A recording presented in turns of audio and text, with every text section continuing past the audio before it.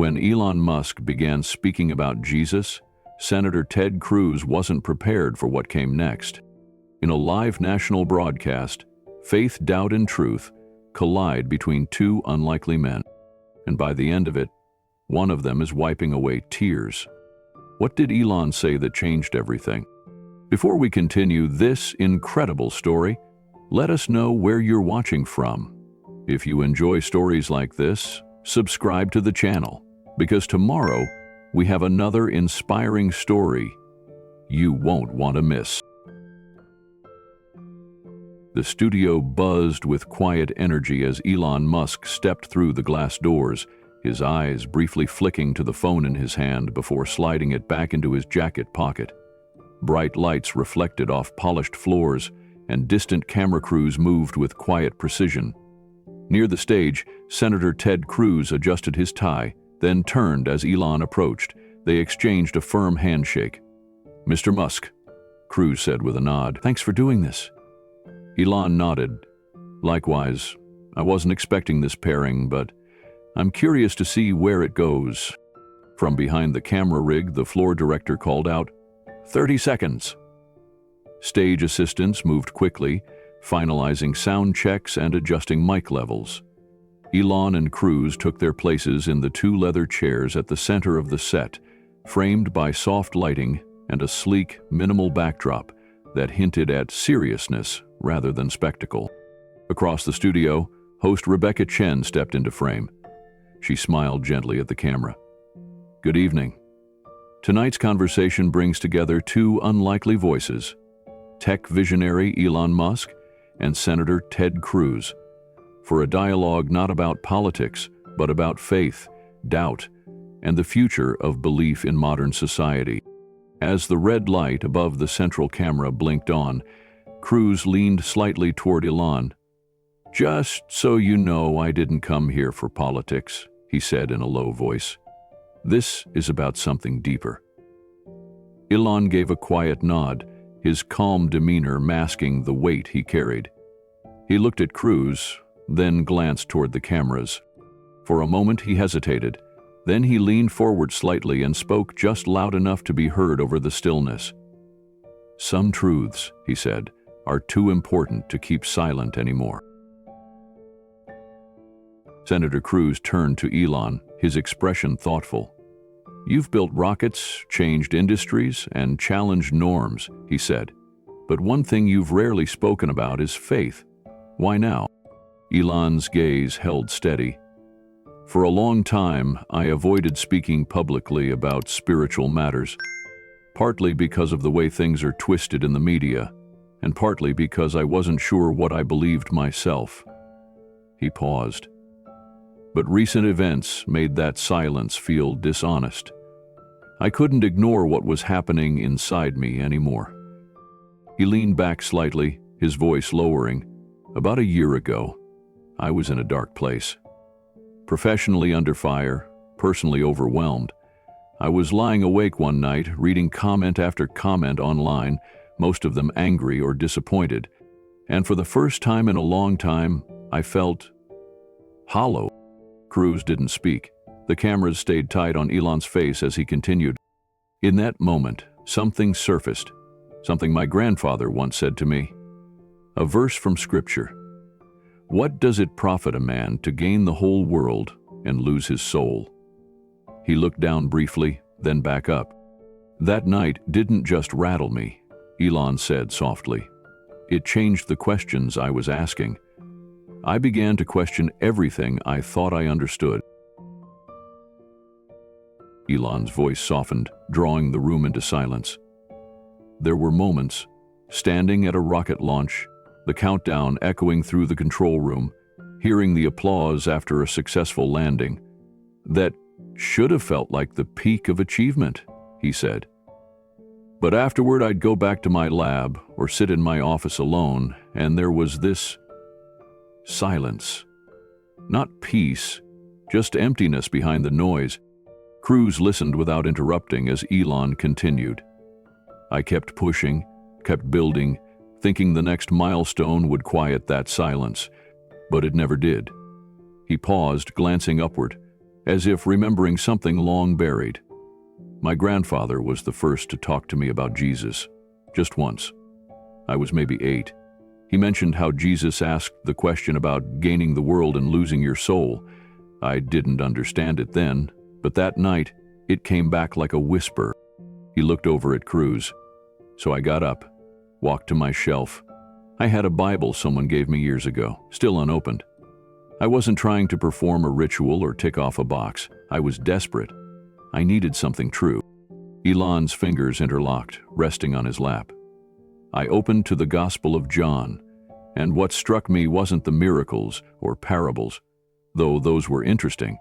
It was the tone, the authority. It didn't feel like I was reading folklore. It felt like I was being spoken to, challenged, known. He let that hang in the air for a moment before finishing the thought. Jesus didn't read like a symbol. He read like a person. And not just any person, but someone who saw everything I was hiding behind my accomplishments. A hush fell across the studio as Elon finally said, "That night, I reached for a Bible, and everything began to change." Ted Cruz leaned forward, folding his hands loosely. "Elon," he asked with a tone of curiosity, "what teachings of Jesus hit you the hardest when you finally started reading?" Elon paused, reflecting. "Honestly, the Sermon on the Mount," he said. "I couldn't believe what I was reading. Blessed are the poor in spirit. Love your enemies.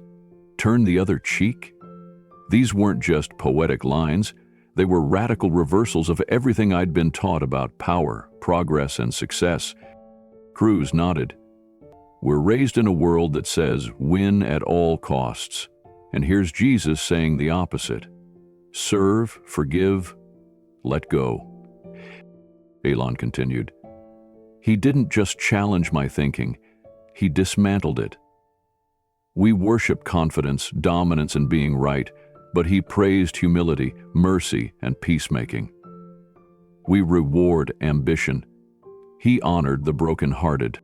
There was a beat of silence before Cruz softly added, "It's what some theologians call the upside-down kingdom." Elon gave a slight smile. "Exactly. It flipped my framework. In my world, tech, science, leadership, everything is about results, metrics, outcomes. But Jesus seemed more concerned with motives than metrics." "Was that frustrating or freeing?" Cruz asked. "Both," Elon admitted. "At first, it felt like everything I valued was under fire. But then, it became liberating. For the first time, I realized I wasn't being measured by my accomplishments. I was being invited to something deeper, something eternal." Cruz's tone grew more personal. "You said earlier this wasn't just an intellectual journey, that it touched something emotional. Can you talk about that?" Elon looked down briefly, then met Cruz's gaze again. "It was the way Jesus related to people, especially the outcast, the doubter, the ashamed. There's a moment in the Gospel of John, the woman at the well.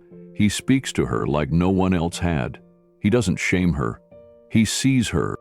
Cruz nodded solemnly. "It's one of my favorite passages," Elon added. "And then the story of Nicodemus, someone from the establishment, like me. Jesus tells him even he has to be born again. He didn't let anyone hide behind status or intellect." Cruz leaned back, his voice low. "Jesus has a way of confronting everyone and inviting everyone." "Yes," Elon agreed. "And he doesn't negotiate. He doesn't hedge. His words come with a kind of authority that demands a response." "So what was your response?" Cruz asked. Elon took a breath. "At first, silence, then resistance, but eventually surrender." The camera zoomed in slightly, catching the intensity behind Elon's words. "I realized," Elon continued, "that the teachings of Jesus didn't just challenge me, they undid me." Cruz's eyes widened slightly as the depth of the conversation settled into the room. The studio remained still, the quiet charged with meaning. Ted Cruz sat forward, elbows resting on his knees, eyes fixed on Elon Musk, not as a senator, but as a man who understood what it meant to question everything. The atmosphere in the studio had turned reverent, as if the room itself had taken a breath and was holding it. "You said something happened," Cruz said gently, his voice soft but sure. "A moment where you prayed. Can you tell us what led you there?" Elon nodded, his gaze steady but inward. "It was a night like any other, or so it seemed. I was alone in my study, no cameras, no teams, just me in the silence. I had everything people think they want: accomplishments, innovation, influence, and yet I felt hollow, as if none of it answered the deeper questions." He looked down, remembering. "That night, I stared at a shelf where an old Bible sat. It had belonged to my grandfather. I had never really opened it before, but something drew me to it." "What did you read?" Cruz asked. "I didn't know where to start, so I flipped open to the Gospel of John. I didn't read it like an engineer looking for proof. I read it like a man searching for air. And then I prayed. Just a sentence, not a speech. I whispered, 'Jesus, if you're real, I need to know you, not know about you, know you.'" Cruz's eyes glistened. "And what happened next?" Elon exhaled slowly. "Nothing dramatic. No visions, no thunder, just a stillness. Like a frequency I hadn't tuned into before was suddenly clear. It was like the fog lifted for the first time." Cruz sat quietly, nodding. "That sounds like the beginning of something." "It was," Elon replied. "Not a radical, overnight transformation. Not the kind you see in movies. But something began to change inside me. My lens shifted. I began seeing people differently, not as problems to solve or data points to analyze, but as souls, as deeply valuable." He paused, voice quiet but firm. "I began to feel convicted. About my words, my pride, even how I use my platform. It wasn't guilt. It was more like being awakened." "And this shift," Cruz asked, "did it challenge your beliefs as a scientist, as a public figure?" Elon nodded. "Yes. Faith had always seemed like a soft science, subjective, emotional, but what I found was the opposite. It's brutally honest. It doesn't let you hide. It asks for all of you. Logic may explain the machine, but love, real love, asks you to become human." Cruz looked humbled. "That's rare to hear, especially from someone in your position." "I know," Elon said, "but I realize that real courage isn't found in risk-taking or breaking barriers. It's found in surrender, not to weakness, but to grace. The willingness to trust what can't be seen, and to love when it's not deserved." He leaned back slightly. "I've faced launch failures. I've lost billions. I've been ridiculed. But none of those things ever pushed me to the edge the way that prayer did." "And now?" Cruz asked softly. "I'm still on the journey," Elon said. "But I've stopped running from it, because that night, something inside me shifted. Not logic, not theory, just love. And it won't let go." The studio was silent as Cruz leaned in and whispered, "You prayed a prayer you never thought you would, and something shifted." Elon nodded. "Yes, and that changed everything." Senator Ted Cruz leaned forward, voice softer now.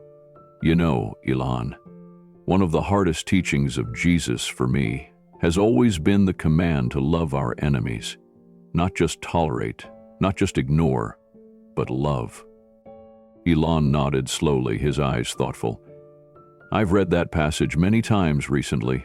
Love your enemies, pray for those who persecute you. It's not just counterintuitive, it's impossible without something beyond ourselves." Quote again. Cruz gave a faint smile. Exactly. In politics, you're conditioned to strike back, to win, to never show weakness. And yet Jesus calls us to forgiveness in the face of betrayal. Elon looked down briefly, his expression shifting. I understand that tension. In a different arena, but the same battlefield. There have been times I've lashed out, said things I regret. Times I let people down, employees, friends, even family. Moments when I used my influence to protect my ego instead of others' dignity. He paused. When you fail that publicly, it clings to you. You carry it like armor, until one day you realize it's not protecting you. It's burying you. The room was still. Cruz said quietly, "So what changed?" Elon looked up. Reading the words of Jesus, I saw something I didn't expect. He didn't erase people's failures. He reframed them. Peter's denial, Paul's persecution, the woman caught in adultery. Their worst moments weren't ignored, but they weren't final either. His voice thickened slightly. Jesus doesn't define us by our lowest point. He invites us through it. Cruz dabbed at his eyes again, moved not just by Elon's vulnerability, but by the honesty echoing his own spiritual journey. I've made mistakes too, Cruz said, plenty. But grace doesn't keep score. It rewrites the story. Elon smiled gently, his demeanor relaxed now, as if a quiet burden had been lifted. That word, grace. I never really understood it before.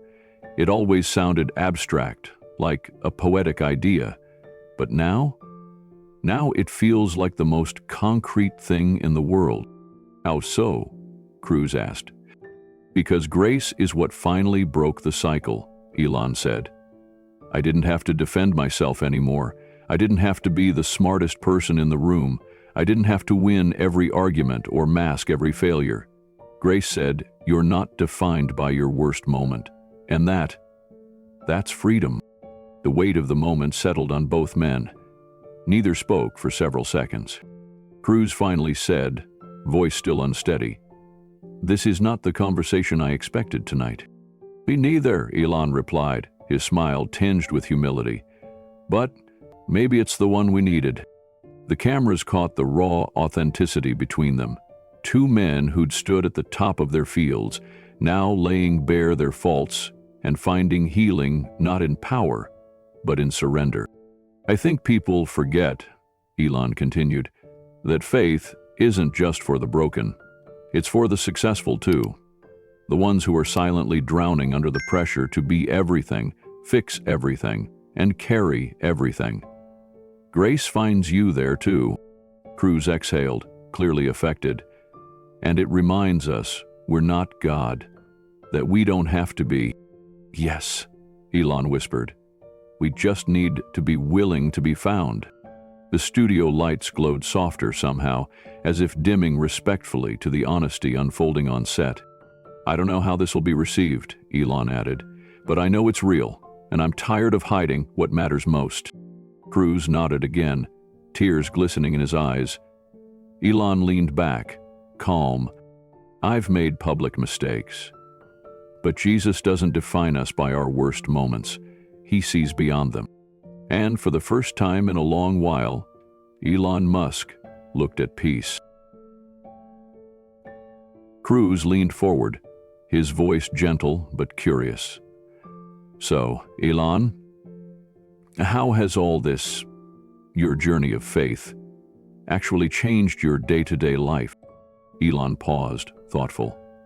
In ways I never expected, he said. At first, I'll admit it felt foreign. Prayer didn't come naturally. I'm an engineer. I like structure, tangible progress. Talking to someone I couldn't see felt inefficient. Cruz smiled knowingly. Many feel that way at the start. But now, Elon continued, it feels like coming home.